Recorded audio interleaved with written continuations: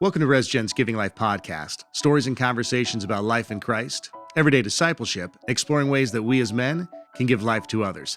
My name is Tom Henderson, the founder of RESGEN, and I appreciate you joining me for this edition of the podcast. Today's show is going to be a good one, as I am being joined by a friend of mine who truly is one of the most selfless leaders I know. Rich Merkouris is a husband, dad, pastor, and the president of Kingdom Capital. He also serves on the board of Empower Sioux Falls, an organization focused on uniting ministries and churches in order to better meet the needs of those in poverty. Today, Rich and I discuss several things, including what we may or may not understand about poverty and those that struggle with it, the difference between a hand out and a hand up, and what some simple steps are that we can take as men that will help restore our community and give life to those in poverty. I'm glad you're here today for my conversation with Rich Merkouris.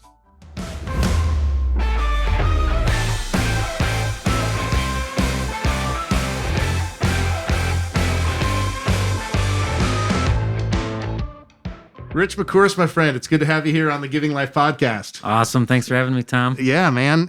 This is exciting. Thanks for coming in and sitting at this table with me. Hey, it's good to be with you, who bringing energy and life to every conversation. Well, I hope that I have no doubt that this is going to be of great benefit to listeners and viewers today. But real quick before we get into the main topic of our conversation today, just give people a quick snapshot of who Rich Merkouris is, your family, the ministry hats you wear, and whatever else you want to do to introduce yourself. All right. Well, I'm Rich Merkouris from Sioux Falls here, married. Shannon, my wife's a teacher. Been married for about 11 years. We got 3 kids, 9, 6, and 4. We call them the H's. They all start with H. And involved in King of Glory Church here in Sioux Falls. I get to preach there on the weekends. And then during the week, I get to be involved in stewardship through Kingdom Capital Fund, but then also on a variety of different boards from Empower, Compassion Childcare, Sioux Falls Hope Coalition, all focused on the issue of poverty. So I kind of look at my life as church, stewardship, and poverty are the 3 hats outside of being a husband and a father. Yeah. Well, and you have no shortage of things to do. So I really do appreciate you accepting my request to spend some time here. And I want to dive right in, Rich, really, because I know that, like you just said, that the hats that you wear really are surrounding that topic of poverty. And so I want to know, how did that passion for you really start? Where did that passion to help those that are in poverty really, when did it start? Where did it come from? Just wake up one morning and say, "Hey, you know what? This is a new passion." How'd that all come to pass? Well, interesting in that it wasn't a lifelong passion. If you had have asked me 20 years ago, I would have said I'll be teaching math and coaching basketball somewhere. That changed and went into the ministry, full-time vocational ministry. Really what changed it for me in poverty specifically is when I began to know a couple of people specifically children that were entangled in poverty. And I always tell people, you put a name with something, an issue, it changes in a hurry, that situation. So it became very personal to me when I began to know people that were in poverty and see things that I had not seen previously growing up. Mm-hmm. And when you and I first met, it was right after I moved back to Sioux Falls, and you were working as a youth pastor at a different church at that time. And at that time, were you already doing some things with families in poverty, or was it just more focused on youth ministry, and then you got connected to the names like you just said? Yeah, youth ministry actually what opened the door partially, because we took the youth group and we started delivering furniture on the weekends. And so the guys group from our church and then a couple of young guys from the high school would go every Saturday morning and deliver furniture through the Sioux Falls Furniture Mission. That's really what became the game changer. I think that was about in 2007, 2008, around in that time frame. That opened doors to a variety of different things that really then led to a much more holistic, full-time focus on poverty. Yeah. Okay. Well, let's just define, because I think that's an important thing. Anytime we can have a shared definition of something, and in other podcast episodes where we've had specific topics, we said, let's just have a foundation or a basic definition that we can work off of, and that we can then, kind of stem the conversation out of. So, Rich, what is poverty? A great question. Most people, if you'd have asked me 10, 15 years ago, I would have said hey, poverty is just not having enough money. In reality, it's a deficit mindset. Poverty is more than just a deficit of something. Poverty is an entanglement in a broken system where there is not peace. That's a lot of words, but entangled in brokenness where there is not peace is the best way I know to understand it. Because when you think of poverty just as a deficit, that automatically leads you to think of, well, just give more money, they won't be in poverty anymore. Mm-hmm. And that's not true. That's been proven multiple times all over the world in regards to what poverty is and what poverty isn't. Mm-hmm. So entangled in a system, In a broken system. where there isn't peace. Yep. Okay. So the broken system, is that consistent? Like, okay, this broken system might be a marriage. This might be a community. This might be, It can be broken system, can be relationships. In almost every instance of poverty that I'm aware of, relationships is part of it, is that there's no wholeness or peace without healthy relationships. But it's also a broken economic system, broken educational system, broken physical health, that you're in an addiction or underneath the power of another substance, which leads to then economic challenges, et cetera. So it can be brokenness in a lot of different ways, but at the foundation of it is broken relationships, relationship to the creator, relationship to fellow human being, and a variety of things. Right. Yeah, because I know that one thing about you, obviously, especially, ever since we've ever known one another, we've always had this desire to connect other people to Christ. And you're speaking RESGEN's language, restoring generations of relationships with God and with each other. You just spoke about that in the broken relationship piece.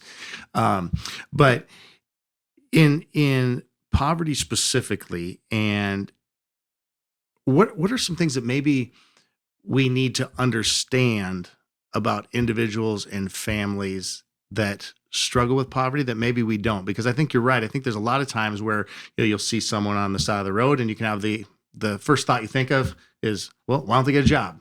Or you know what? There's things downtown that, there's other places downtown that they can go, or there's any number of answers that we can come up with in ourselves, right? Mm-hmm. and growing up in a home that we did not have, we had a deficit of money. We had food stamps, got government cheese, got help from the church with Christmas presents and all that kind of stuff. And that's what I understood poverty to be. Yep. But yet I still had a loving family. Yep. I still had the opportunity to go to school, to participate in athletics, those kinds of things. So what are something that maybe we don't understand about individuals and families that struggle with poverty? I think the biggest thing that we misunderstand is misunderstand the complexity of it. And from my perspective and from experiences with other people, is most people think there's just an easy solution. Oftentimes that solution is money. Other times the solution is whatever it might be. But there's so much complexity in the sense that when you start doing something for so many times, it becomes a habit in you.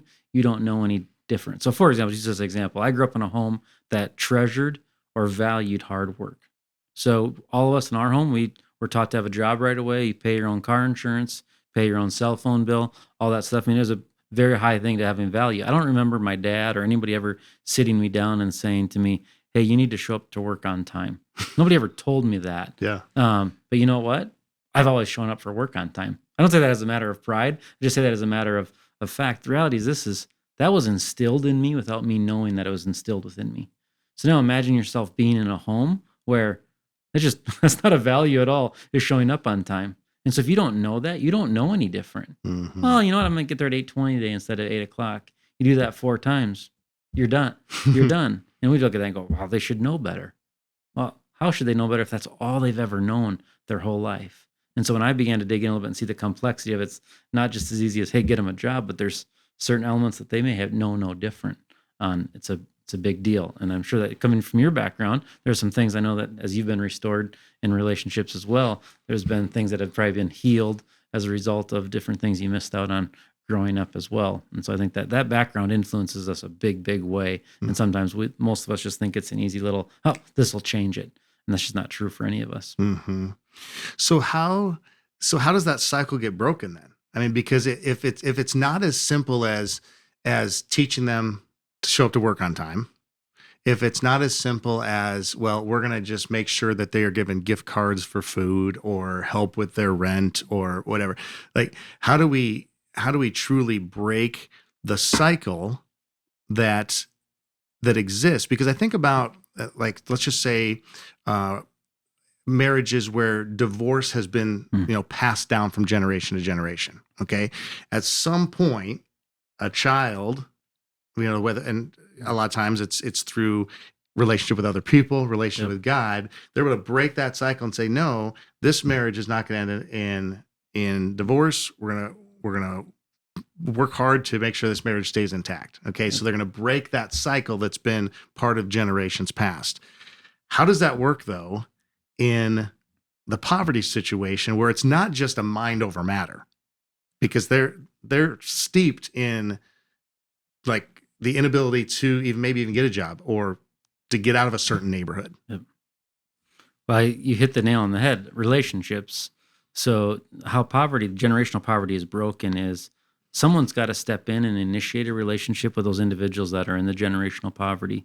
And what I tell people all the time is most of us are unaware of the support system we have below us and around us, and we take it for granted. So if I'm driving to work one day and I've got a flat tire, Tom, I feel like I know you well enough. I could call you and Tom, I've got a flat tire. Any chance you could come and grab me real quick and get me to work? You'd probably do that. You'd come and, right? I take that support system for granted. Others don't have that support system. So until those people that are in generational poverty are surrounded with relationships that help them through that season, that generational poverty is never really broken. I use this kind of general rule of thumb. For every poor family or poor individuals, it takes at least 3 family units to surround them, to have enough energy, enough time, enough wisdom to help that person move forward. When you're helping a family or an individual in poverty, you can only handle so many 3 a.m. phone calls. For me personally, it's a big lesson for me, because I'm gonna do it myself, get it done. But I can only handle 3 a.m. phone calls in a row, and it gets to like day 6, day 7. I'm exhausted. I can't even help anymore. So unless you have other families around that can engage in that, to have a whole system of support, it's really hard to help that family move forward. So too often we think of, hey, let's break generational poverty by one-on-one mentoring. It's really 3-on-1. It's really surrounding an individual, maybe a young child, young teen, young adult, and saying, hey, we're going to bring you into our small group and we're going to restore not just one relationship, but multiple relationships. Now you've got a support system around you that's going to help you get through this next season. And just because you do that doesn't mean that it's always going to work, because just people's lives that aren't in poverty are messy, right? Oh man. And then, and then you add the poverty element to it, and there's more mess that comes with that. And I think about, like, we've done been able to be a part of a few projects, not to the extent and to how many projects that you've been a part of, Rich, but where we've gone and we've worked on some homes, and you and I've painted next to each other. And one time I thought it was funny. It was like, hey, you not only can preach, but you can paint. Thankfully, not very well, but which one? You can do. Depends on who you ask. Yeah, exactly. But at any rate, and I brought Chase that one morning, and so we painted for about 4 hours that morning, and then that family ended up moving in after that place was ready for them, and I think it was maybe a single mom and some kids, if I remember correctly. And then a few months later, maybe even shorter time frame than that, you had posted some pictures of how unfortunately it didn't work out, and the house was not necessarily taken care of, more, I would say, trashed. Yep. And you just commented on there, and I'll never forget that post of just saying, just because this is, it's not always going to work out. It's going to be messy, but that doesn't mean we stop trying. So what are we to do if you have 3 families that are working tirelessly, but yet it just doesn't feel like there's making any headway? Yeah. I go back to a story that all of us know, the parable of the Good Samaritan. Yeah. And Jesus trying to help people understand what it means to love neighbor, and could dig into that parable on so many levels. But one of the interesting things is just the guy takes him to town. He's like, hey, take care of this individual. And you got no idea what the outcome is. We don't know what ended up happening as a result. That was a story, obviously, so it wasn't true. But really, the example, Jesus says, hey, go and show mercy like he did. Go and do likewise, I think is the exact words that he uses. But hey, we do this because it's the right thing to do. not because of the outcome. In so many instances, the power of drug and the power of mental illness is very, very difficult. And the power of drug and mental illness is more than just a healthy 2 or 3 relationships. It's a sustainable thing over a long period of time. So like the example that you talk about, this young woman who moved into that home, drugs was at the heart of the matter. And it is scary what happens to each of us when we're under the influence of another substance. And you mix that with mental illness, becomes a real challenge in a hurry. So there's just a lot of brokenness. It's very, very difficult to understand. We've put all this into it. And some people feel taken advantage of now. It didn't work. It can become very, very discouraging. Got a couple mentors that I like the line they always tell me, do the next right thing. Do the next right thing. And I think of the testimony of scriptures and the early apostles and disciples. I think that's what they did in their life. They just did the next right thing. And some of them, they died for it. And they didn't get to see this flourishing or what we'd call prosperous ministry, but they did the next right thing. So I think that's what I've got to be our focus on, helping people is do the next right thing. Yeah, that's good. You used a word there that I think is super important for us to unpack and mention again, and that's the word is mercy. And I remember when I first became a youth pastor in Portland, Oregon, and I've mentioned Chris on this podcast before about what a great mentor and example and just boss he was, first lead pastor, showing me grace and all that. But I was talking with him about just my lack of mercy gift. And of which he did not have one as well. I mean, that was not high on our spiritual gift inventory, was the gift of mercy. And I was talking about it in the realm of just like certain teenagers that were just driving me bananas. And I was really struggling. I don't know if you ever had any of those when you were in youth ministry. But like I really struggled with showing mercy to these kids and to certain people. And he said, well, Tom, here's just something that I always have to remind myself. It's that just because mercy is not high on my spiritual gifting, that doesn't mean that I'm exempt from showing mercy. Yeah. And so that's just a real challenge, I know, to think about, okay, how do we continually show mercy? But there also has to be a willingness to grow in mercy. So I'd love for you just to just talk about just the role of, what mercy is, and then the role that is, how crucial that is when we're working with trying to eradicate, because that's a big word, eradicate poverty. Yeah, that's a good word. That's a good word. And I love your illustration there about the teenagers that you're just like, what am I going to do? The same thing happens when working with people in any situation, circumstance. 2 things really stuck out to me personally that I can testify to in regards to developing that mercy. Number one is, I think the most difficult word in Scripture, and also one of the most powerful words in Scripture, is the word as. Do to others as God has done unto you. Forgive trespasses as God has forgiven you.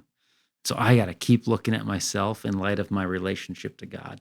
And when I do that, I'm like, what have I done to God? Then I look at the mercy that God has shown me.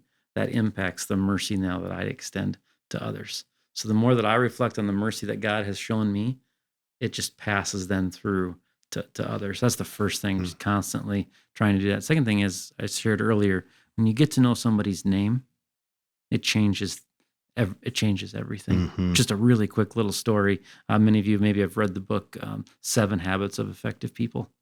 And in that book, he gives an interesting story about changing your perspective, develops empathy. And the author actually tells a story of himself riding in a bus. This dad and 2 kids come on the bus, and the kids are just out of control, screaming. It's like, get your kid to shut up, and going nuts. And finally, the author's like, I got to say something, because all the other people are getting a little rambunctious. So he says to the guy, he says, hey, do you think you could settle your kids down a little bit? Everybody sees them, they're a little undisciplined. The guy looks back at the author and says, hey, I'm just trying to figure things out right now. We just came from the hospital where my wife passed away, and I just need to collect my thoughts really quick before I talk to my children. Wow. Yeah. That'll change your perspective on thing, from going like, what a horrible dad, to all of a sudden, what changed? Like, how can I walk alongside this family? I think developing that mercy mindset, it really changes things when you get to know the person and understand the story. Mm-hmm. Yeah. Yeah. No, that's really good. I think that, and what that requires, of course, is time Hmm. and proximity, right? I mean, because it's going to be pretty difficult to understand the situation if you're just out here, just observing, and you're not necessarily getting engaged and walking alongside. But again, that does require a schedule adjustment. That does require some margin. That does require probably some prayer to care. I mean, Yeah. I'm guessing. Yes, you got to have that saturation, as you well know, until you yourself are engaged in that horizontal relationship or that vertical relationship. Mhm. It's hard to have the horizontal relationship as well. So that prayer, those spiritual disciplines of keeping your own heart attuned, at rest, at peace is a huge, huge piece. Yeah. Otherwise, you're just going all the time, and you have nothing. You have nothing to give. Mhm. But you bring up the issue of proximity and time. I think this is a big deal, and this could, it's a little bit controversial, but one of the challenges I think we have in our city and state, country, is we assimilate almost all the time with people that are just like us. So if you look at where our kids are, soccer team our kids are playing on, you look at who we're hanging out with at night, we all look alike. We're all in very similar economic status, etc. We're kind of corded off from one another in our society, and so I got to try actually Yeah. to be around someone who's in a difficult situation. So what you bring up there, I just really affirm that proximity and time is a big issue. Unless you're intentional with that, it's just not going to happen. And the same is true of us. I pastor a church, and it's one of our biggest challenges as a church is our church all looks alike, feels like, talks alike. How do we be any intentional at all about bringing in some different opportunities to engage with people who are in different aspects of life? Mm-hmm.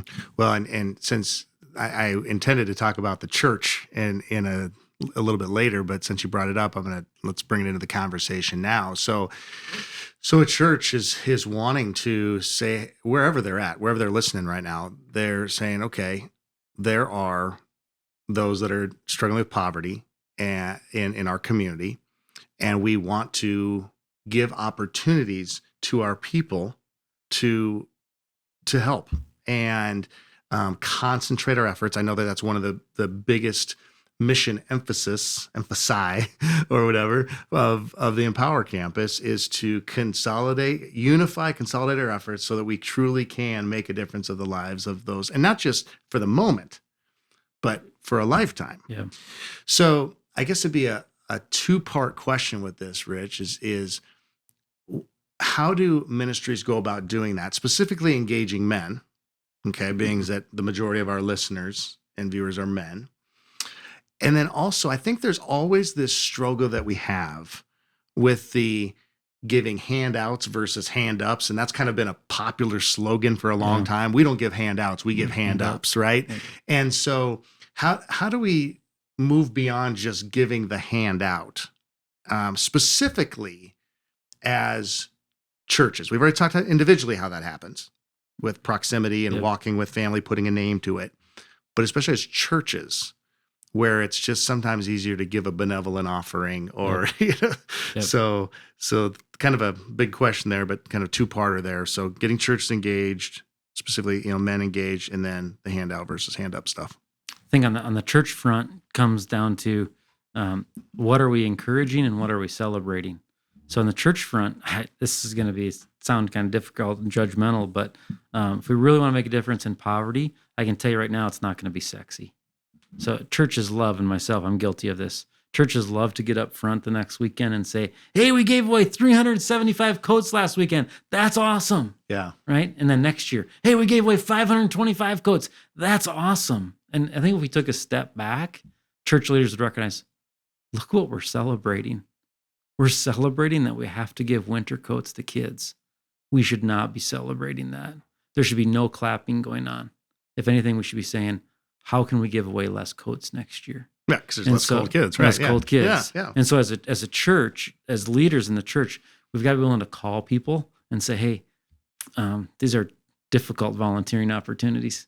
It's not just come and hand something out, but it's, hey, we need you to mentor 1 hour a week at Terry Redland School or Hawthorne School, or we need you to go and deliver furniture to homes, which is a 3-hour commitment, whatever it might be, or go participate in this Bible study with the Boys and Girls Club, or wherever it might be, type situation in your communities. So calling for that deeper volunteer piece is really difficult because, and as a church leader, I know this, you're looking for wins. You're looking for things that can build energy and build momentum. And so what you got to do is you got to find testimonials that'll maybe build that encouragement and that energy versus numerical value. And so if you can find as a church leader saying, hey, even if it's just one relationship testimony, that's going to go just as far as 500 quotes in regards to energy, momentum, et cetera. So I'd encourage church leaders to say, hey, let's be careful what we celebrate, because what we celebrate, that's what we're going to draw people into and push. So are we celebrating individual lives and understanding them, or are we just celebrating massive giveaways? And again, I'm not saying massive giveaways are bad. No, they're necessary in different things. I just want to encourage us to rethink how we think about the massive giveaways as a church community. Because you can just, everyone can be like, hey, we did our part this year. We gave away 500 coats. Again, not that it's a bad thing, but there's so much more, and so much more is really where the power's at, not just for the recipient, but also the giver as well. Yeah, I want to, and I'm going to let you get to the handout thing, but it makes me think of, there was a time when I was a kid that I was, every Christmas we were brought Christmas presents from members of the church that supplied Christmas presents under our tree. And I get emotional even just thinking about it, because it was like very special, right? But while that was so great and so meaningful, what I remember is the relationship ongoing that I had with individuals in the church that were like fill-in fathers in my life at a time that I needed it. The gift was nice because I needed to open something on Christmas, and the truck I got with claws coming out of it, the tires, it was pretty amazing, Rich. But the ongoing investment of people's lives into my life that could model what it is to be a future husband, dad, friendship, whatever, was so much more influential, which is exactly what you're talking about. So it's a both and. You just made a very good distinguishing difference, though, is that those individuals who brought you the gifts, you had relationship with them. And so a relationship is established and it's going to be ongoing after that. That changes how we then support one another.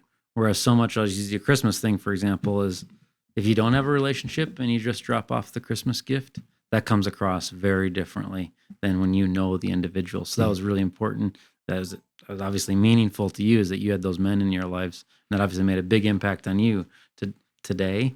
And so where there is relationship, there's a different way of handling it. But where there's not relationship, we've got to be careful in how we distribute things, because then it becomes the handout versus the hand up. So when you remove the relationship, it really becomes a handout versus a hand up. And I encourage people on this all the time. It sounds judgmental and mean and uncompassionate, is that there shouldn't be a handout unless there is a relationship. Unless there's life or death situation, somebody's literally on the street corner going to die because they're freezing, then obviously a handout of get them a blanket, et cetera, whatever, is absolutely necessary. But otherwise, there's plenty of sustainable things that are going to keep people alive. We need to put our focus on relational opportunities where those things can be given through relationship. So then let's just say you're driving down the road, whatever town you're in, and you see people outside of the convenience store or Walmart, or, I remember we did a church project. This was back when I first moved back to Sioux Falls, and where we created these homeless kits in like Ziplocs that had granola bars and just random stuff that people would need. And I remember us when we were on our way to a vacation in the Black Hills one time, or go Mount Rushmore or something, I can't remember, but pulling off to get gas in Wall, South Dakota, and seeing someone on the side of the road and handing them this big gallon Ziploc bag, a couple of them with a bunch of things that could meet their needs. How do you know which was like, that was really influential for my kids. And they wanted to do that and all that kind of stuff. So it was a great example. Yep. And so we don't want to like not do those kinds of things, but at the same time, we want to be something that's very helpful. So you're driving by these people, you have situations that maybe you have something there, you have money, you don't know how money is going to get used. How do you know what you're supposed to do in those kinds of situations? And you and I have had conversation before about even just trying to listen to how the Holy Spirit directs you in that. But a lot of times it's a split-second decision, and you're like, well, it's probably been a little while since I've been asked the Holy Spirit to guide me, so I probably should, So how do we deal with those situational things? Yeah, great. A really difficult question for someone like myself that's a spreadsheet guy that likes it straightforward. that doesn't always work out that way.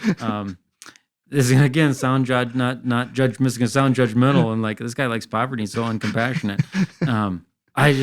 I come from the perspective that says, you know what, if I don't have the time, I'm not sure that God's the one that put this in this situation.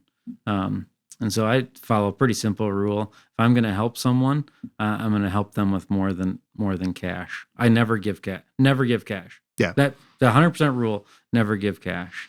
What I found is until it's the third conversation with the person, I don't know the real story.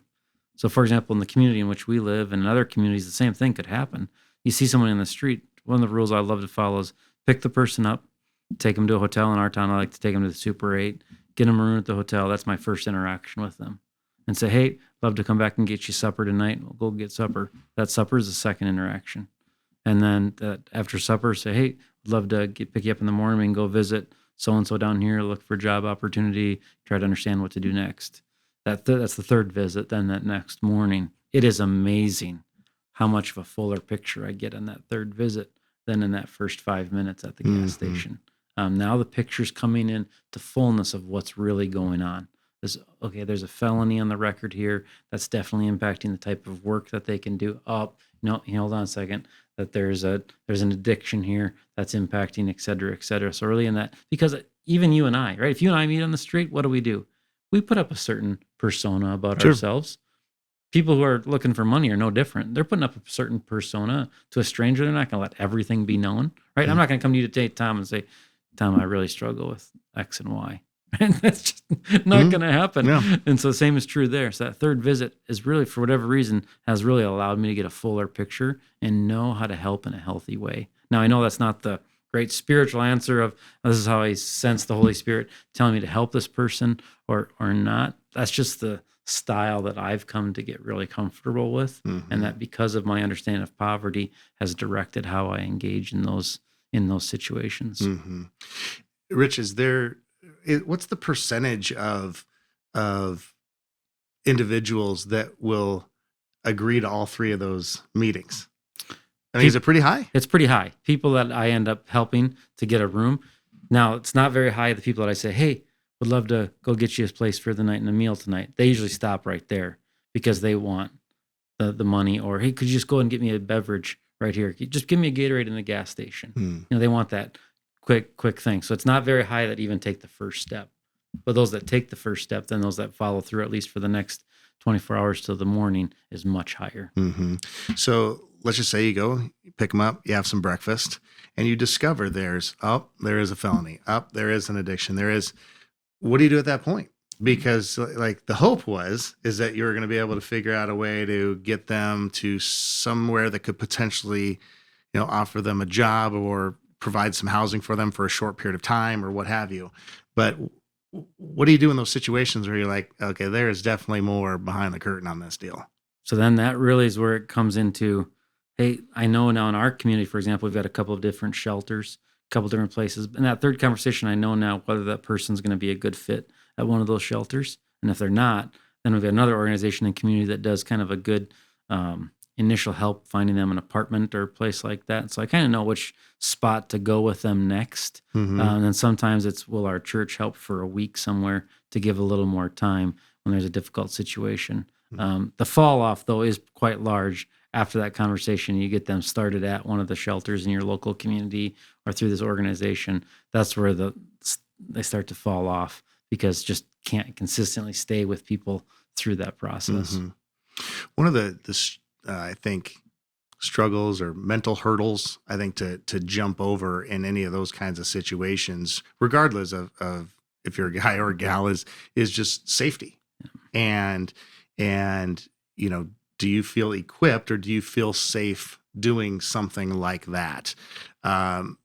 Is that just something you get a feel or a vibe for, or is it just like, well, I'm trusting that God's gonna be my protector, or you know what I mean? Because I'm sure that there's times where your wife is like, I mean, I know that, I don't know how many times that your wife, when you leave, she says, "Be careful" to you, but I swear, Lord tells me that regularly. Hey, be careful today. I'm like, what am I doing? But so. That has to come up in conversation. It comes up in conversation a lot, and take our children at 10:30 p.m. down to different neighborhoods in our community for walks. Yeah. So that's come up for conversation. This is going to sound overly simplistic, and people are going to be like, "That's," and this again, I don't say this braggingly or whatever. I've never had an issue, and I've never felt unsafe. Sure. Here's kind of how I describe people. When you start getting jittery and acting jittery, it gets them jittery and acting jittery and start to feeling uncomfortable, and that starts what creates some bad behavior in a hurry. It's been 1:30 a.m. and I've gone into complete strangers' home carrying groceries. Now most people are like, probably not a good idea, and maybe it's not a good idea. I don't know, but there's a level of comfort that you have, Sure. So you're not projecting something that creates more discomfort than you're both discomfortable, and next thing you know, there are some bad things that can happen. Now, I'd never recommend a female going and taking two men to an apartment alone or a hotel alone to exert some wisdom, but I think sometimes we cling to safety. I would contend sometimes is an idol in our culture. Look in the Bible and the scriptures and the Apostle Paul and what they went through. Obviously, safety was probably, they were wise, but safety didn't have the final say. Mm-hmm. They continued to do what they were called to do. Again, I want to emphasize, be wise. Yeah, be wise. Yeah, totally. Crazy, but I think that sometimes we project. I don't know what the statistic is off the top of my head, but it's in the 90 percentiles. Like, for example, in our community and other communities, major crime is almost always where there's a relationship. I mean, Sioux Falls, in any community you're involved in, very rarely is there just complete random. Now, does it happen? Sure. Absolutely. There's always exceptions, but a lot of it's relationship, drug deals gone bad. Obviously, I'm not in the drug deal, so I'm taking that part of the equation automatically out of it. Mm-hmm. Yeah. Yeah, and you're right. Just think about how fear can keep us from doing a lot of things, right? And figuring out, okay, well, the perfect love of Christ will cast out that fear, and it's the love of Christ that's going to compel us to engage, to create potential relationship that could be beneficial. So, Jesus, obviously, no one was off limits, right? I mean, Jesus was with everyone, and there was no one was off limits to Jesus going and spending time with. And I think there's several times where Jesus talks about how we're to care for the poor. He talks about how the poor is always going to be with us. So in some ways, this seems like a pretty overwhelming topic.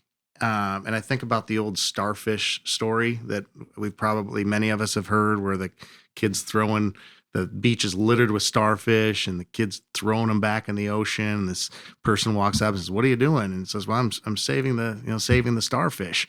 And the guy's like, "But look at all these starfish all over the place. I mean, it's hardly making a dent in this. And how you can ever make a difference in all these starfish?" And the kid responds and says, "Well, I made a difference in the life of that one," as he's throwing each one in the ocean.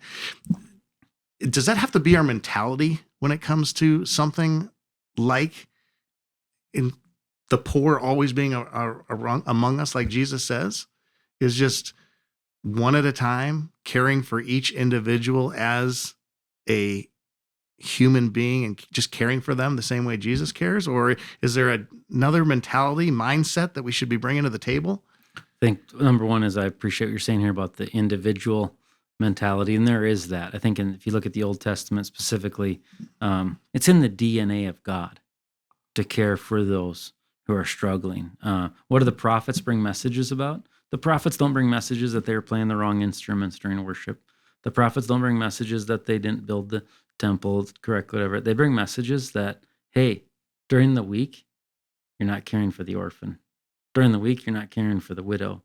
Hey, you're not leaving stuff on the edges at harvest for those to come and gather who don't have anything. It's in the very DNA of God to live out and to care for individual people. At the same time, though, I think there is a call that we have corporately to think about systems and processes of how we create communities, create cities, create countries that have justice and righteousness at the heart of them. I mean, Proverbs talks about an equitable scale, right? So when we see injustices in our community, like economic trafficking, sex trafficking, we should speak up about that. That's not just caring for an individual that's in it. That's trying to break the system of trafficking. So we're called to stand for justice and righteousness in that regard as well, and try to set up equitable systems that are going to benefit and are fair, because that flows from a God who is just. Mm-hmm.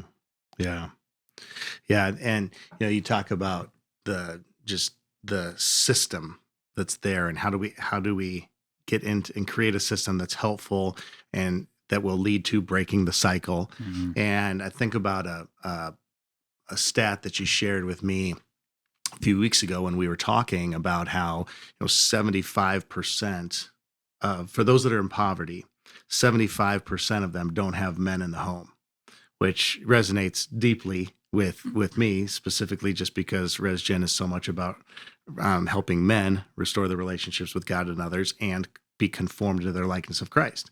Because if we have more men that are conformed into the likeness of Christ, that's what's going to really ultimately break the cycle long term, right? I mean, but that takes time. And how do we continue to work together to make that happen? So let's just say that you're a dude right now and you're listening to this. You're driving down the road, you're doing however you're listening it, and you're saying, man, you know what? What are simple ways? Maybe simple's the wrong word, because it's not simple, but what are ways that guys can get plugged in to helping those that are struggling with poverty in their communities? Yeah, number one thing, and it's going to sound overly like, going to the easy answer for men. Athletics are powerful. Athletics have had probably a big influence in your life and my life, shaping who we are, our leadership development, et cetera. One of the greatest needs in our community, across any community, is people who will step up and be a coach, not for their kids' team, but for another team that's just going to bring random kids together to be on that team. That's a huge need. Every Tuesday night for a couple of years, I was driving a young boy, 5th grader, off to basketball practice every Tuesday night, about 8:15 at night. Think of that's pretty simple, getting to practice. But if your mom's working 3 to 10, how you can ever get to practice? If you can't get to practice, you can never be on the team. If you can never be on the team, you don't learn how to interact with others, how to live under authority, etc. Getting a little long-winded, but one of the very practical ways is this: call the YMCA today, or call whatever organizations in your community and say, hey, I'd love to volunteer to be a 5th grade, 6th grade, 7th grade, 8th grade football coach, basketball coach, soccer coach. Huge diff. I mean, just think of the number of testimonies we hear of people that the number one influence is a coach. Big deal you could do today. Men could do that immediately. Second one is schools, public schools even, are never going to turn down male mentors. Hey, I'll give you an hour a week. Just plug me in where you need me. For a 1st grade class to have a man come in and read for 30 minutes. Now, I'm not sure I'm signing up for that one, but it's going to be a huge difference maker. Yeah. So that's very practical, and it's time commitment, obviously, but also, you know what? It's fun coaching basketball. You're going to enjoy coaching that 4th grade team. Man, you're also going to make a huge, huge difference. You're planting a lot of seeds that you don't know how they're going to come back in the future. Mm-hmm. And those are going to lead to opportunities that are going to be far beyond the basketball court, far beyond the 1st grade classroom. Because as we know, and I mean, we're both from Sioux Falls, and there's a huge push and need for mentors like you spoke about. And I just had just an episode or two ago, Rob Lone from Vantage Point 3 was on, and we talked about mentorship and how a lot of times we will exclude ourselves from being a mentor because, we don't think that we have what it takes, or we know enough, or we're not the expert, right? But so much, especially in the realm of kids' lives, and I would say even adults' lives, they don't necessarily need experts. There's just people that will show up. Bingo. And that'll just be present. I think about an old statement that Max Lucado made when he was talking about in the role of parenting. He said, if you believe in your kids, show up.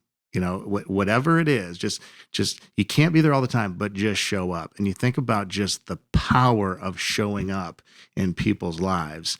And yeah, we're called to do that in our family units and work relationships and all of that. But maybe God's calling you to show up to someone that, like you just said, you don't even know who they are yet.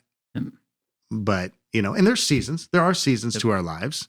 But that doesn't, again, allow us to not show up at all. Yep. Because we all have sometimes when you got little children at home, you might just say, hey, you know what? During the week, I got 1 hour. That's it.